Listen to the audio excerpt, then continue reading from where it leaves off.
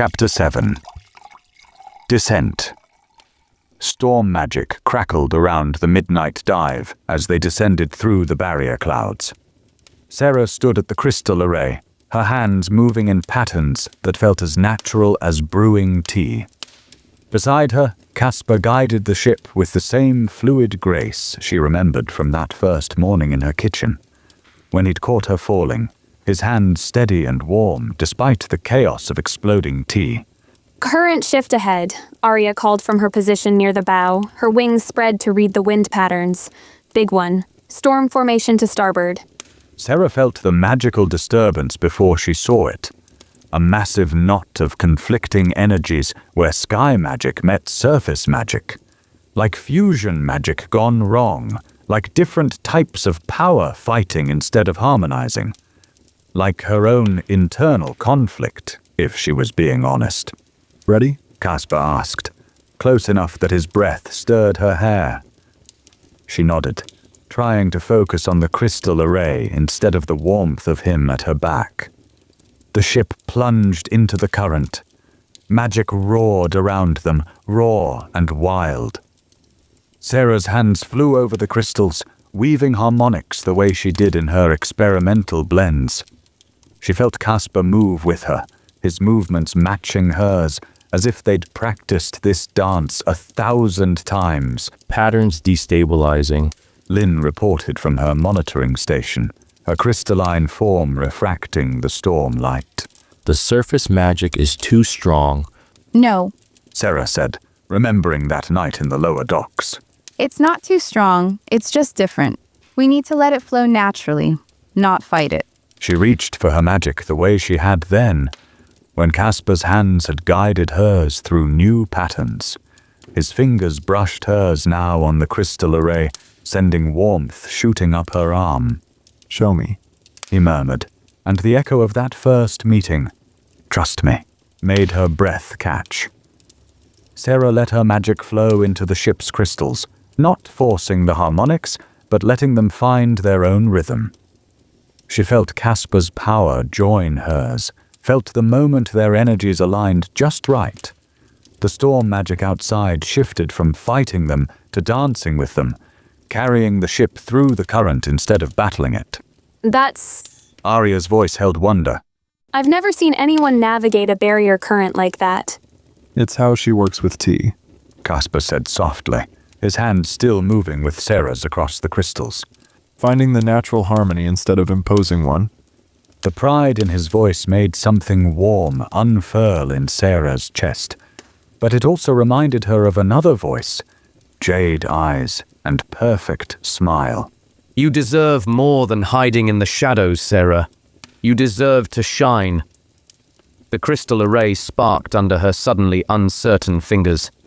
The ship shuddered as harmonics wavered. "Sera, Caspar's hand covered hers, steadying her grip on the controls. stay with me." With me. Such simple words, but they carried so much weight. Stay with the suspicious surface captain who kept secrets but touched her like she was precious, or accept the prince's offer of everything she'd ever wanted. A massive lightning bolt split the clouds ahead.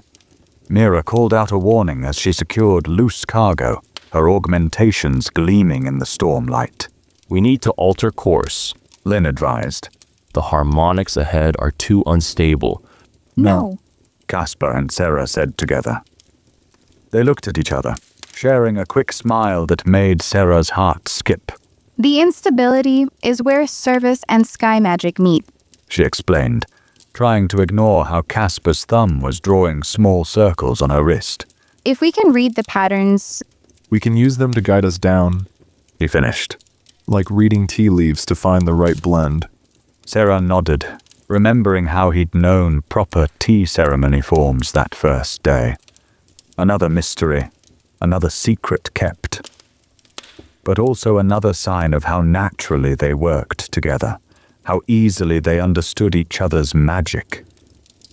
The ship dove toward the lightning storm.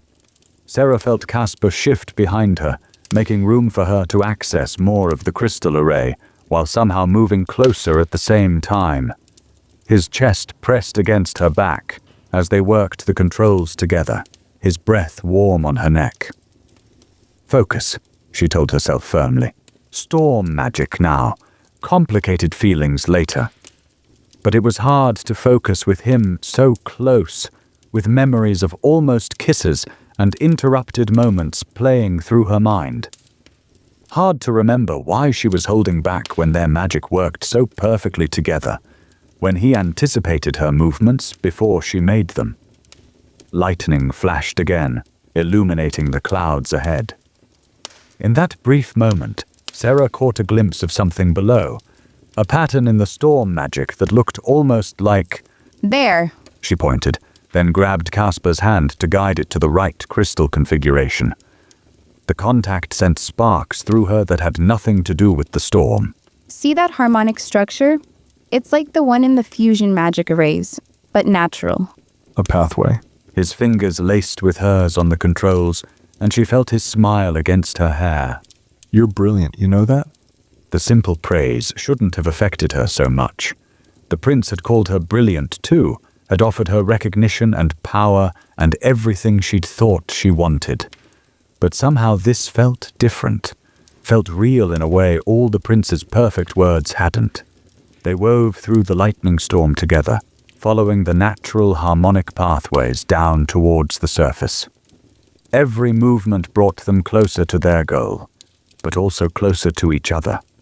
Every shared success, every moment of perfect synchronization made it harder to remember why she was fighting this attraction. Barrier clouds thinning. Arya reported. We're almost through. Sera felt the change in the magic around them. Less chaos, more structure. The storm patterns were easier to read here, more like the familiar harmonics of her tea house. She started to step back from the crystal array, but Casper's hands tightened on hers. Stay. He said quietly. Please, the descent's not over yet.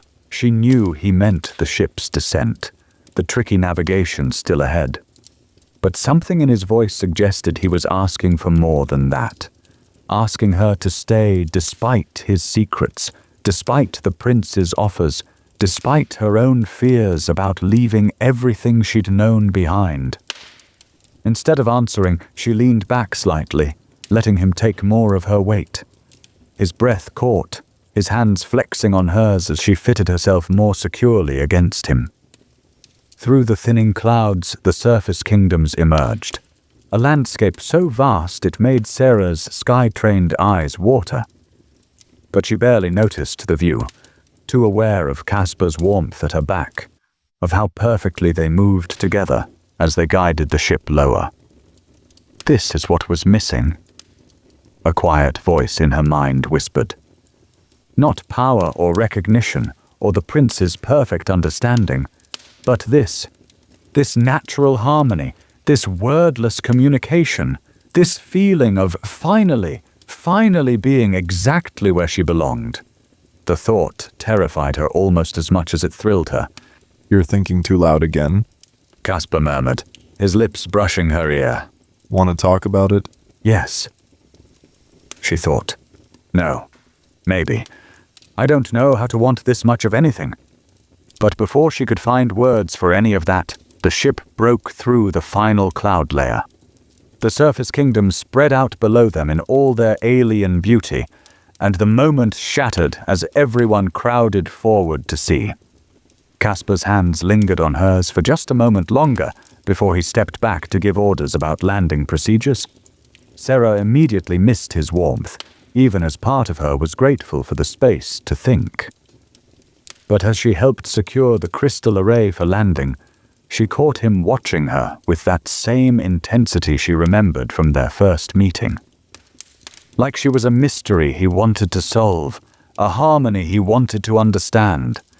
Like maybe she wasn't the only one fighting a losing battle against wanting too much. The surface wasn't what Sera expected. Everything was bigger, vaster, more intense. Mountains reached impossibly high, their peaks lost in the barrier clouds above.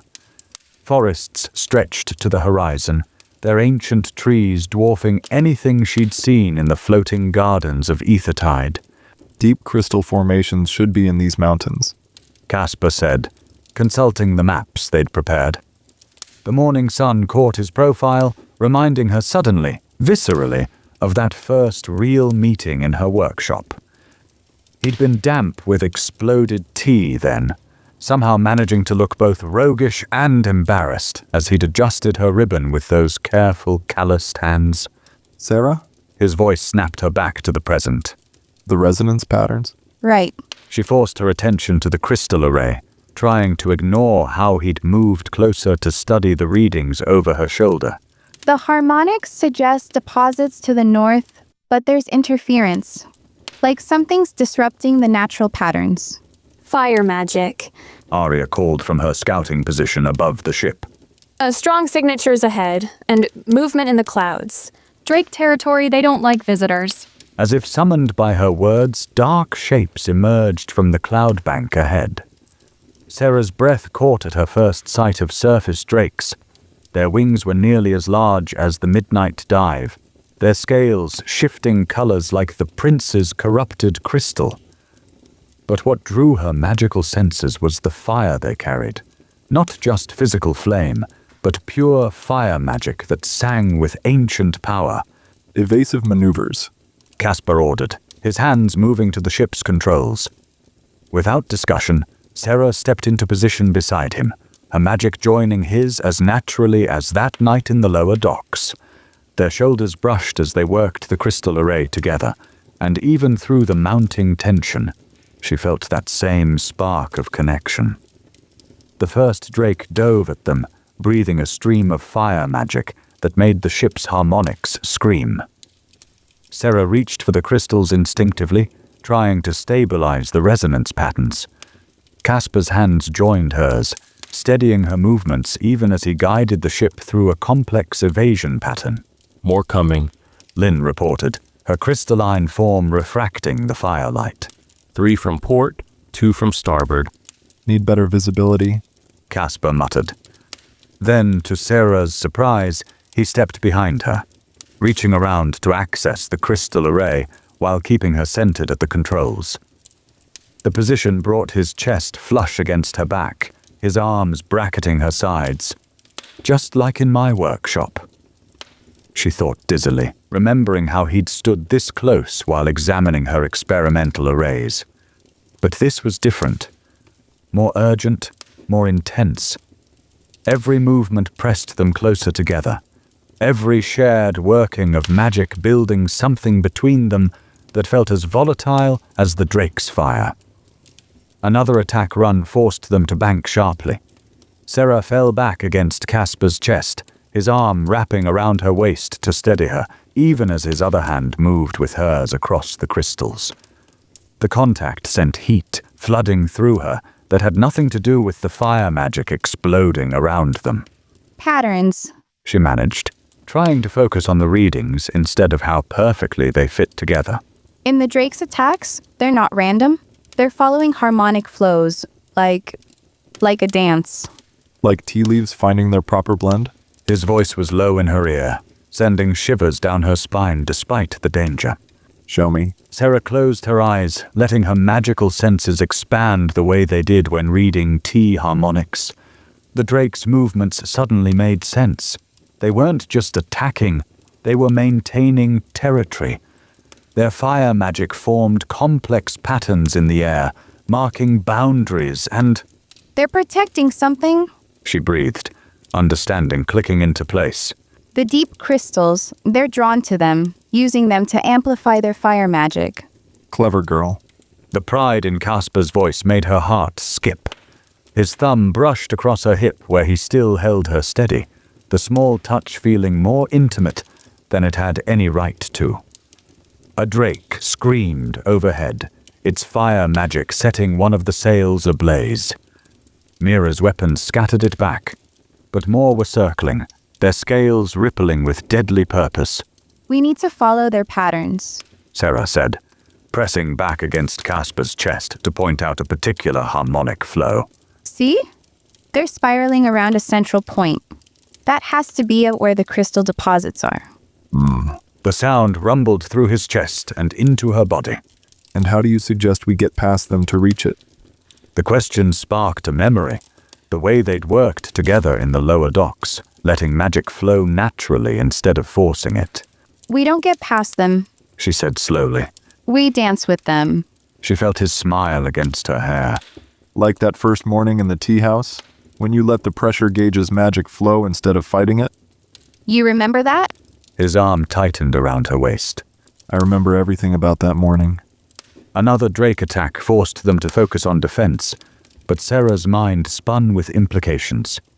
She remembered, too, the way he'd caught her, steadied her, looked at her like she was something fascinating instead of something dangerous. The way he'd known exactly how to help her stabilize the magic, as if he'd been reading her movements the same way she read tea leaves. Ready to dance? He asked now, his voice holding that same warmth she remembered. Without waiting for answer, he began guiding the ship in a new pattern, not fighting the Drake's movements, but flowing with them. Sera let her magic join his, weaving harmonics that complemented the fire magic instead of opposing it. Like brewing the perfect blend, like finding the right resonance, like all the moments they'd moved together as naturally as breathing. The Drakes noticed the change. Their attack patterns shifted, becoming less aggressive as the midnight dive joined their aerial dance. Sera felt the harmonics stabilizing around them, felt the way Casper moved with her to maintain the delicate balance. It's working. Lynn called. The Drakes are accepting our presence in their pattern. More than that, Arya added from above. they're showing us the way. Look. Through gaps in the Drake dance, Sera caught glimpses of their destination, a hidden valley where massive crystal formations jutted from the mountainside. Deep crystal in its purest form, singing with untapped power. Beautiful. She whispered, but she wasn't sure if she meant the crystals or the way Casper's magic wove with hers so perfectly, the way his body moved against hers as they guided the ship through the complex aerial patterns. Yes. He agreed softly, and she didn't think he was talking about the crystals either. The moment shattered as a massive drake dove past their bow, close enough that its fire magic made the crystal array spark. Casper pulled Sera tighter against him as they compensated for the surge, his breath hot against her neck as they worked to maintain the harmony they'd established. Almost there. He murmured, his lips brushing her ear. Trust me? Always, she thought, the word rising unbidden. And it was true, she realized. Despite his secrets, despite her fears, despite everything still unresolved between them, she trusted him. Trusted this connection that felt as natural as magic itself. The knowledge should have terrified her. Instead, it felt like finally letting go of something she'd been holding too tight. Together, they danced the midnight dive through the last of the Drake patterns, following their fire magic down toward the Crystal Valley.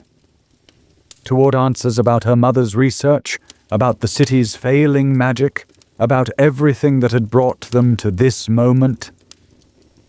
But even as they began their final approach, all Sera could think about was Casper's warmth against her back, his hand steady on the controls with hers, and how very tired she was of fighting something that felt this right. Landing the midnight dive in the Crystal Valley proved more challenging than their aerial dance with the Drakes.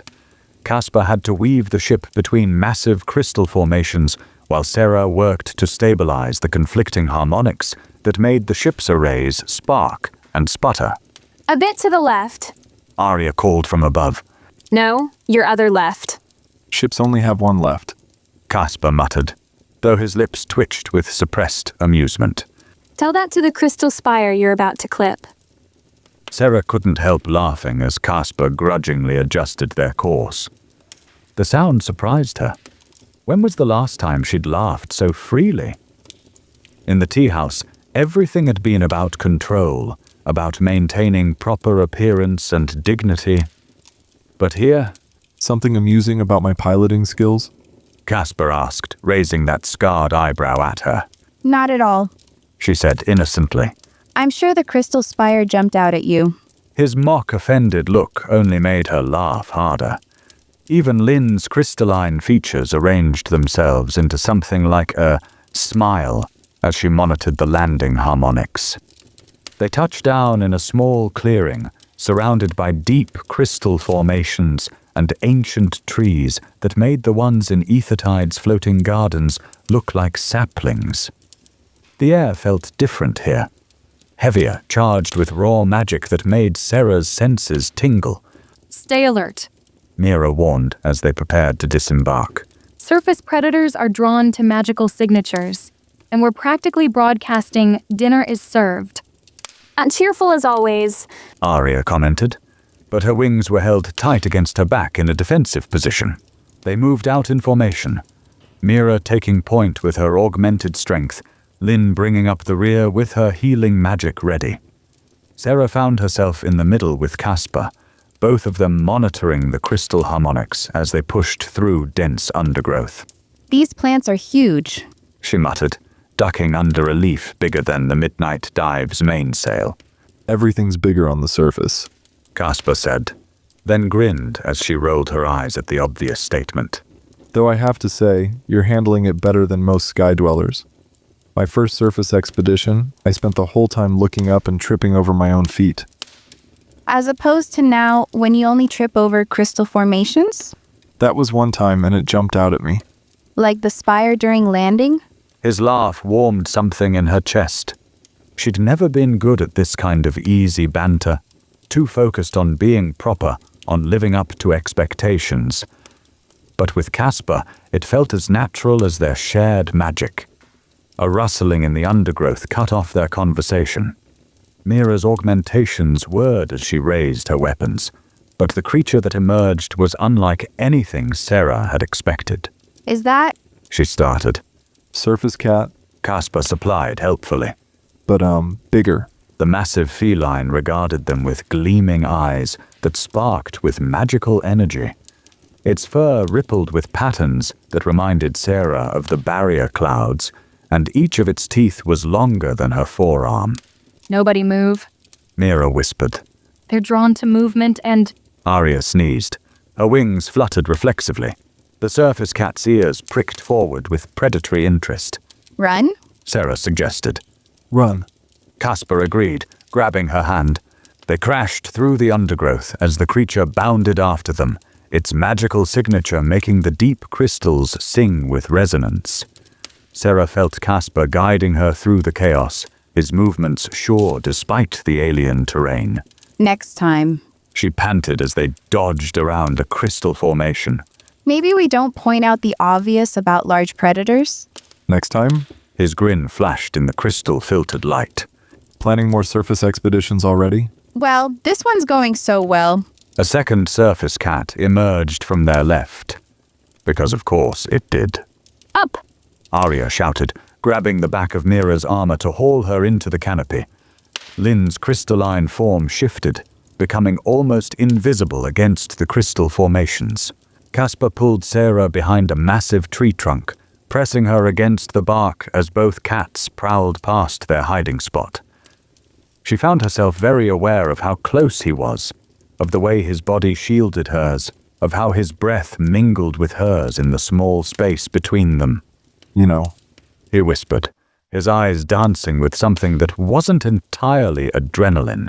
This reminds me of another time we ended up in close quarters after an explosion.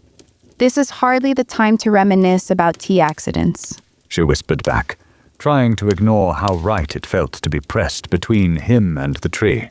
No, because I distinctly remember thinking how fascinating you were, even covered in tea leaves and magical residue.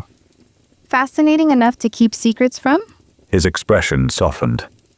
One hand came up to brush a leaf from her hair, lingering against her cheek. Fascinating enough to make me question everything I thought I knew about duty and obligation, about what's worth protecting. The intensity in his dark eyes made her breath catch. She found herself swaying slightly forward, drawn by that same magnetic pull she'd felt in her workshop that first day. A surface cat yowled nearby. They jumped apart, remembering rather abruptly that they were hiding from magical predators. Right. Caspar said, clearing his throat. Perhaps we should... Focus on not being eaten? Yes, probably. They shared a quick smile that held promises for later, then peered around the tree to assess the situation. The cats were moving away, following some other magical signature that interested them more than potential prey. All clear. Arya called softly from above. But you might want to see this. They regrouped with the others, following Arya's gesture toward what looked like a path through the crystal formations. But as they got closer, Sera realized it wasn't a natural formation at all. These are cut, She said, examining the crystal patterns. deliberately shaped to create harmonic resonance. Not just shaped. Lynn moved closer, her own crystalline form resonating with the structures. These are crystalkin work, ancient work.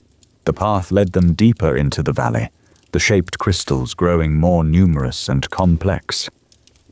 And there, nestled between two massive crystal spires, they found it. A temple that seemed to grow from the living crystal itself. It's beautiful. Sera breathed, taking in the intricate harmonic patterns worked into every surface. The magic here felt different from anything she'd encountered. Not quite surface magic, not quite sky magic, but something older, something that sang with possibilities. The deep crystal deposits we're looking for. Caspar said, consulting their maps. They're inside, aren't they? Lynn nodded. The temple was built around them. My people used this place once, before the great migration to the Sky Kingdoms.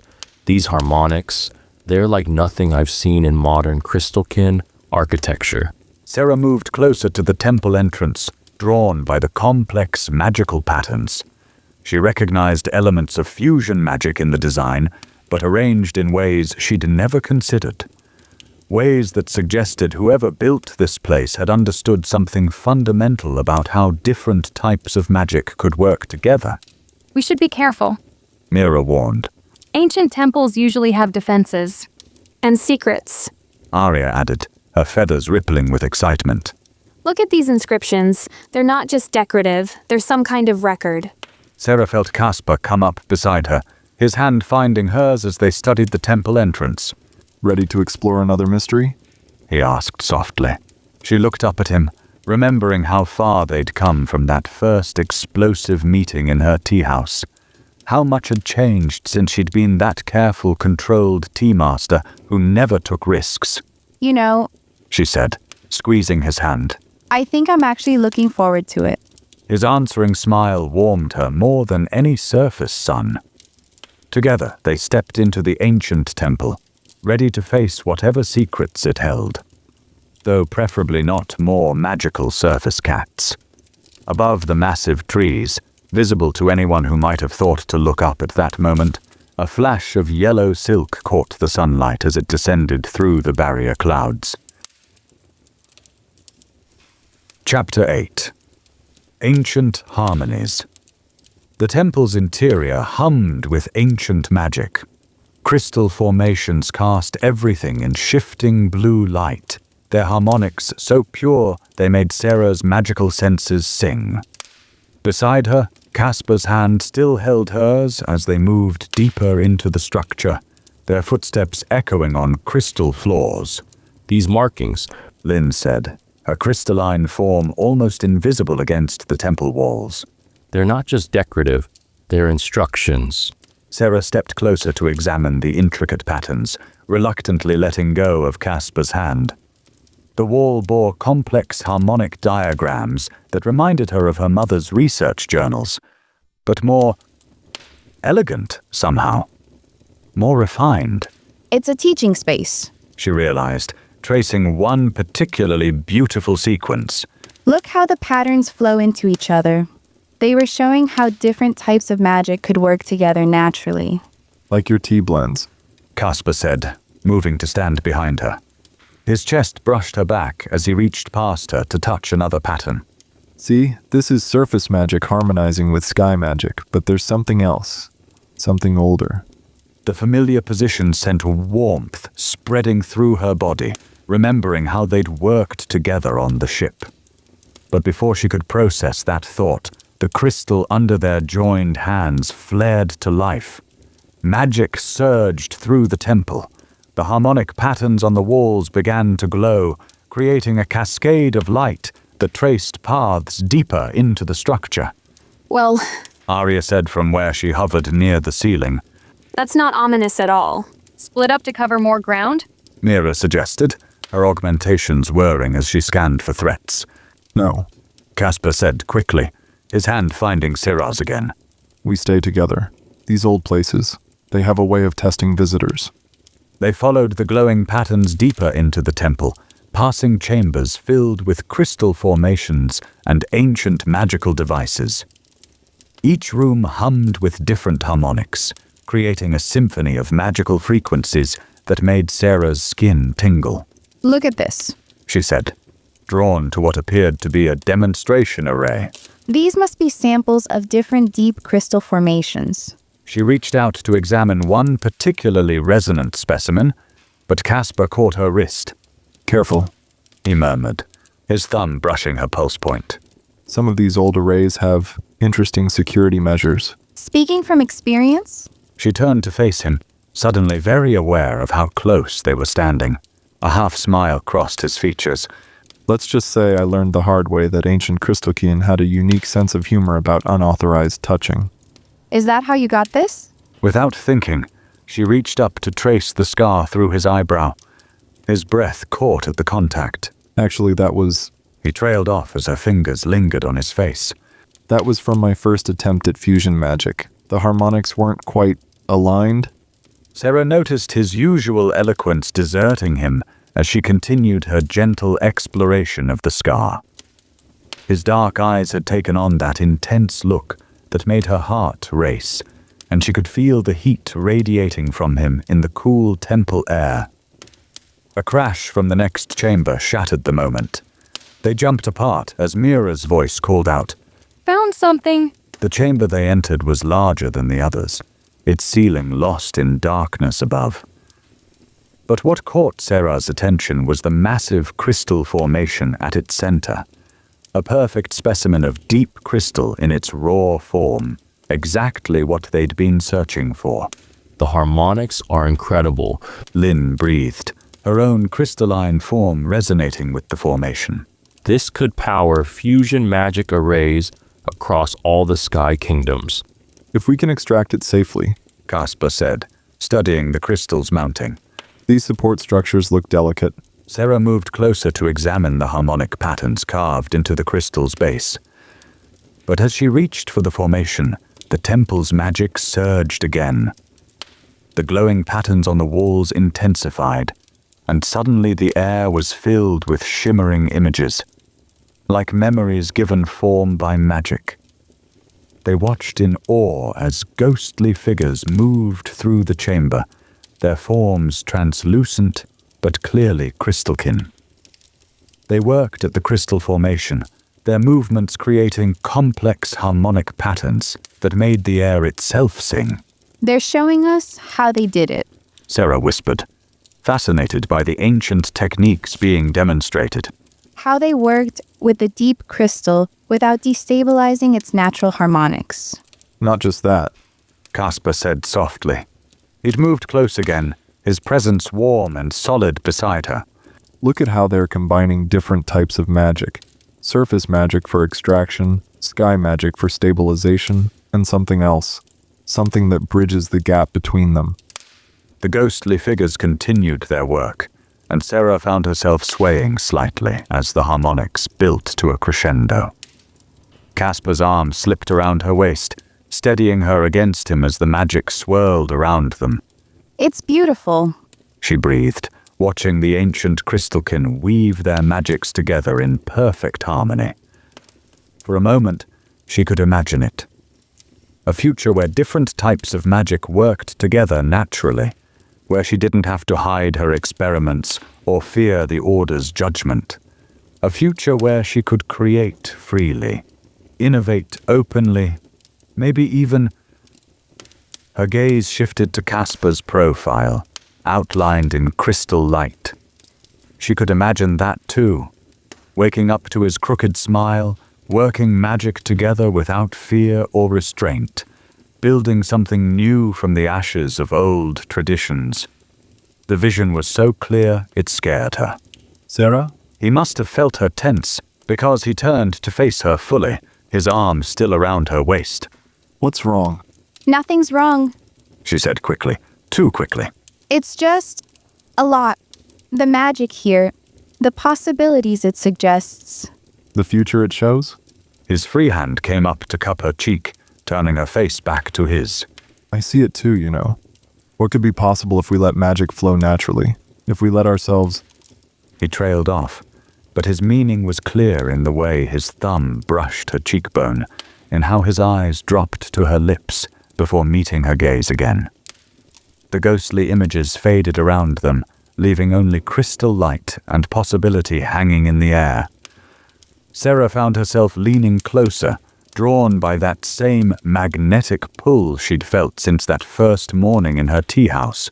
Caspar? She whispered, not sure if it was a question or an answer. His response was to lower his head slowly, giving her time to pull away if she wanted to. But she didn't want to. For once in her life, she knew exactly what she wanted. Their lips met softly at first, tentative as new harmony being tested. Then Sera's hand slid into his hair, and Casper made a sound low in his throat as he pulled her closer. The kiss deepened, became something as natural as their shared magic, as inevitable as the way their powers worked together. A distant crash echoed through the temple. They broke apart, breathing hard, but didn't move away from each other. That wasn't Mira this time. Arya called from above, her feathers bristling with tension. A low growl reverberated through the chamber, making the crystals hum in response. In the shadows of the upper level, magical energy sparked across familiar, cloud-patterned fur.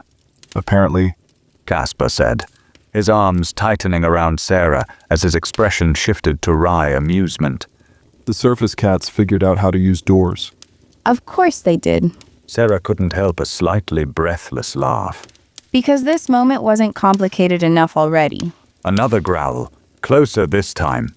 The surface cat's magical signatures made the deep crystal formation pulse with answering energy. Ready to run again? Casper asked softly. Though he still hadn't let go of her waist, Sera looked up at him, seeing her own reluctance to break this moment mirrored in his eyes. With you? Always. Split up. Mira called as more surface cats poured into the chamber. We'll draw them away from the crystal formation. Sera and Casper ran through the temple's twisting corridors, crystal light pulsing around them as the cats' magical signatures made the ancient harmonics go haywire. Behind them, she could hear Arya's wind magic, and Mira's weapons creating a diversion. Lynn's crystalline form had merged with the temple walls, becoming nearly invisible. They turned a corner and skidded to a halt. The corridor ended in a solid crystal wall, its surface etched with complex harmonic patterns. No exit. Sera gasped, turning back only to see a surface cat blocking their retreat. Its magical energy made the temple crystals sing with dangerous resonance. There. Casper pulled her toward what looked like a simple arch in the wall. As they passed through it, harmonic patterns flared to life. Crystal sheets slid across the opening, sealing them inside what appeared to be some kind of meditation chamber. The space was small, intimate, lit by crystal formations that cast everything in soft blue light. Ancient cushions that somehow hadn't decayed lay scattered across the floor. The walls hummed with protective magic, muffling the chaos outside. Well, Casper said, his voice rough as he realized how close they were standing in the confined space. this is... Cozy? Sera suggested. Her heart was racing. and not just from their run. The kiss they'd shared in the main chamber still burned on her lips, and now here they were, alone, adrenaline high, bodies pressed close in the crystal light. His hand came up to cup her face, thumb brushing her cheekbone the way it had before. Sera, He breathed, and it sounded like a question. She answered by pulling him down to her, their lips meeting with none of the hesitation of their first kiss. This was heat and need, and the release of tension too long denied. His hand slid into her hair as hers gripped his shoulders, pulling him closer. The crystal formations around them began to pulse in time with their racing hearts. Sera felt Casper walk her backward until she hit the wall, its cool surface a stark contrast to the heat of his body against hers. When his lips traced down her neck, she gasped his name. Time lost meaning as they lost themselves in each other. Clothes were discarded, hands explored newly revealed skin, lips traced patterns like the ones glowing on the walls around them. Every touch felt like fusion magic, different energies combining into something new and wonderful and slightly dangerous.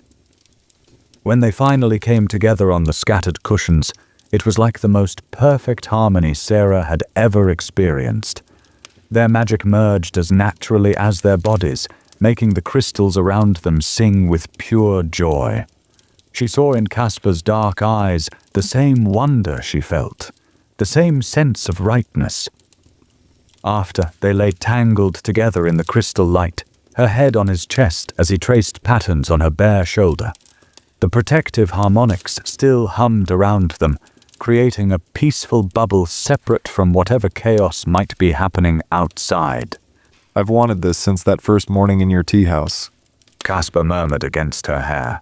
when you were all proper dignity on the surface but experimental magic underneath. The most fascinating contradiction I'd ever met, Even covered in tea leaves? especially covered in tea leaves. His arms tightened around her. You have no idea how hard it was not to kiss you right there in your workshop. Harder than not kissing me on the ship during the storm? She propped herself up on one elbow to look at him, enjoying how his eyes darkened as the movement caused the sheet to slip lower. Much harder, though not as hard as watching you work fusion magic in that yellow silk the prince gave you. His voice turned rougher at the memory. I wanted to show you exactly how much more interesting suspicious surface captains could be compared to perfect princes. The mention of the prince brought reality crashing back. Sera sat up, pulling the sheet around herself as if it could shield her from the complications of their situation. Casper. Don't He sat up too, catching her face between his hands. start overthinking this. What just happened between us? That was real. As real as the way our magic works together. As real as all the secrets you still keep? The words came out before she could stop them. As real as whatever happened in the Eastern courts that you still won't tell me about? Pain flashed across his features. Sera, please, you know why I can't. Can't tell me everything. Can't trust me completely. She pulled away from his touch, gathering her scattered clothes. Just like I can't fully trust someone who keeps so many secrets, no matter how right this feels. This isn't about trust. He reached for her, but she stepped back.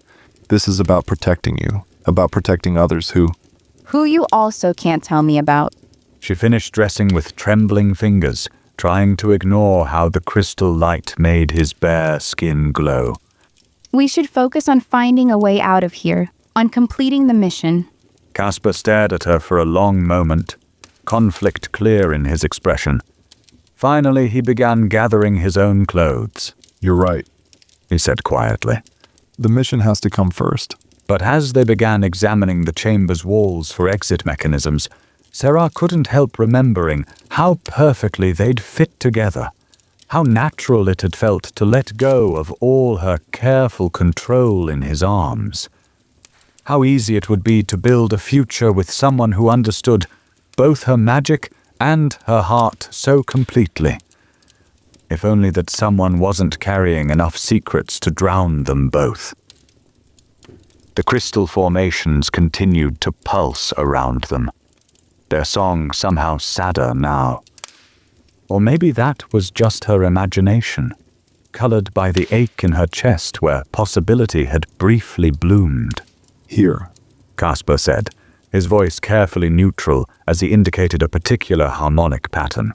I think this is a release mechanism. If we combine our magic, Sera moved to help him, careful not to let their hands touch as they worked the ancient arrays.